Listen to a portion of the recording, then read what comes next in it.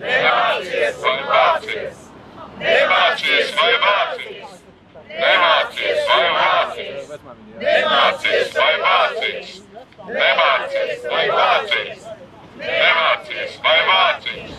Divvalodība Latvijā ir PSRS okupācijas un kolonizācijas ieviesta prakse, kas nodara lielu ļaunumu valsts nācijas pārstāvjiem, latviešiem un visām citām tautībām, kas nav krievi.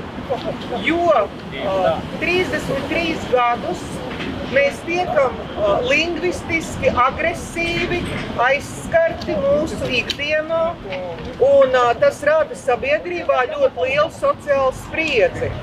Tādēļ mēs pieprasām latviešu valodu, kā to paredz Satversme, kā kopīgo visiem saziņas valodu Latvijas publiskajā telpā, kā arī starpetniskās saziņas valodu visā Latvijā.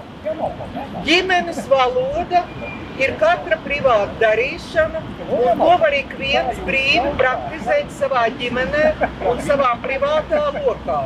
Mēs pieprasām pārtraukt vietējo cilvēku terorizēšanu ar Krievijas valsts valodu.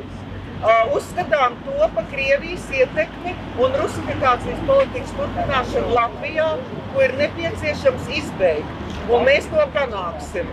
Aicinām valdību un politiķus atbalstīt šo mūsu plānu. Paldies!